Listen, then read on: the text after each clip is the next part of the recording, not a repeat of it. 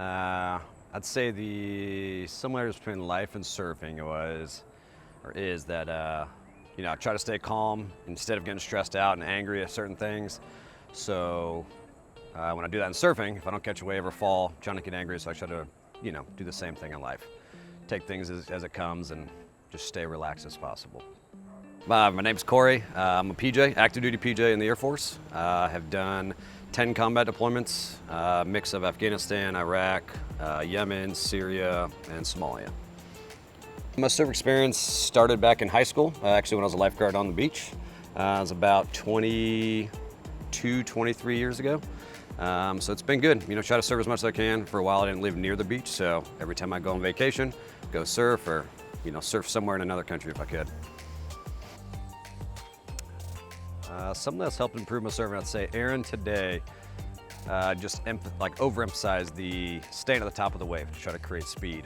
Because he saw me dropping in and kind of like doing a bottom turn and come up, and he was just like, no, you're not going to do it. So he's like, stay at the top, go fast, safety last, basically right off the bat. So that's the best thing so far. I'd say some of the challenges surfing here this week so far is not using my own board. So getting used to a new board, which obviously is fine, but you get comfortable in something eventually, or for a while, and then you just change it up. And then I'd say being tired. That's probably my biggest challenge. So not sleeping because it's so hot, and then definitely not hydrating just because sweating all day. Other than that, though, it's great. Good. Overall, my surfing, I'd say, is improved. Because obviously in Florida, we don't get a lot of good waves that are long. So I'd say this has been great, and it's been a good learning curve. I think surfing is fun. For one, because it's challenging. It can be scary, which obviously keeps the adrenaline going, so it keeps you coming back. Other than that, it's just being in the ocean, it's relaxing. So I'd say it's always been something there that I've enjoyed, and it's been like coming back from deployments, it's been like, hey, I want to get to the ocean, and that's just like the calming, peaceful thing about surfing that I enjoy. I'd say my best wave so far was probably last night. We did a little sunset surf. I don't know, it was just a long ride, and a couple little tiny turns on it, and just long, something we don't get in Florida, obviously. Being in the ocean this much has definitely been positive. I think the ocean is a calming place in general, so I think being in the ocean and surfing is probably the most calming thing you can do, in my opinion, so it's been great. Absolutely, being around this many veterans has been great. I think because we all come from similar backgrounds, then we can come together and surf and,